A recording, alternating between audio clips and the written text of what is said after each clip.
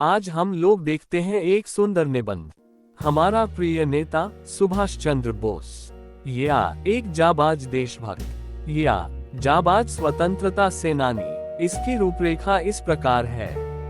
1 प्रस्तावना, 2 जन्म तथा परिचय, 3 राजनीति में प्रवेश, 4 कांग्रेस की अध्यक्षता, 5 जर्मनी गमन, 6 आजाद हिंद फौज का गठन, 7 नेताजी का नारा, 8 उपसंहार। तो शुरू करते हैं प्रस्तावना से। नेताजी सुभाष चंद्र बोस का नाम कौन सा ऐसा भारतीय है जिसने न सुना हो। वे तो ऐसे नेता थे जिन्होंने भारत माता को पराधीनता के चंगुल से छुड़ाने के लिए अपना जीवन बलिदान कर दिया है। वे ही मेरे सर्वप्रिय नेता थे। अब हम देखते हैं जन्म तथा परिचय।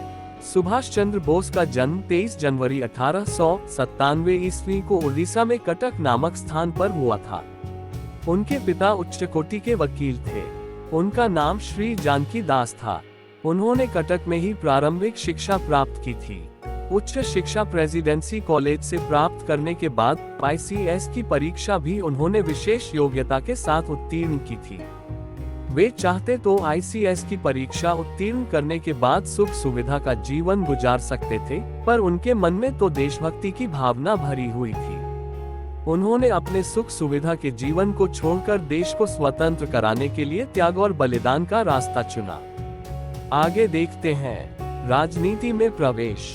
सन 1921 में गांधी जी ने असहयोग आंदोलन आरंभ किया। सुभाष चंद्र बोस ने भी इस आंदोलन में सक्रिय भाग लिया था। सन 1930 के नमक आंदोलन का नेतृत्व उन्होंने ही किया था। भारत में जब प्रिंस ऑफ वेल्स आए तो उनके विरोध में प्रदर्शन किया। सरकार ने उनको इस प्रदर्शन में भाग लेने के कारण 6 मास का कारावास का दंड दिया।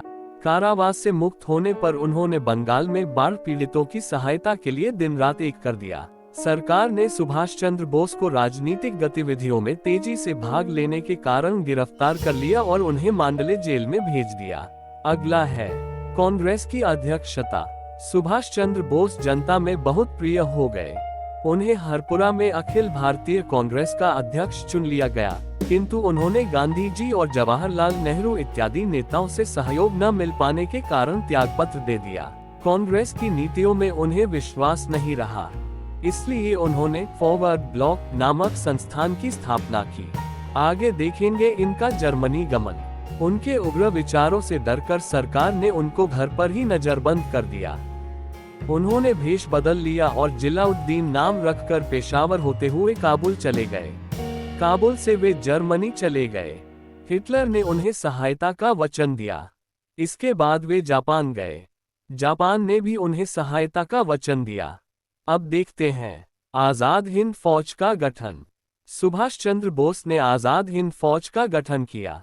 यहाँ उन्होंने अपने फौज का गठन करने के लिए चंदा इकट्ठा किया।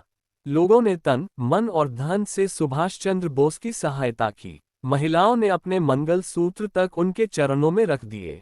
आगे है नेताजी का नारा। नेताजी ने देशवासियों को ललकारते हुए कहा था, तुम मुझे खून दो, मैं तुम्हें आजादी दूंगा। देश के दुर्भाग्य से जापान की हार हो गई और आजाद हिंद फौज के सैनिकों को गिरफ्तार कर लिया गया। 18 अगस्त सन 1945 को विमान दुर्घटना में सुभाष चंद्र बोस का स्वर्गवास हो गया। और अंत में देखते हैं उपसंहार। सुभाष चंद्र बोस के निधन से भारत को अपार क्षति हुई।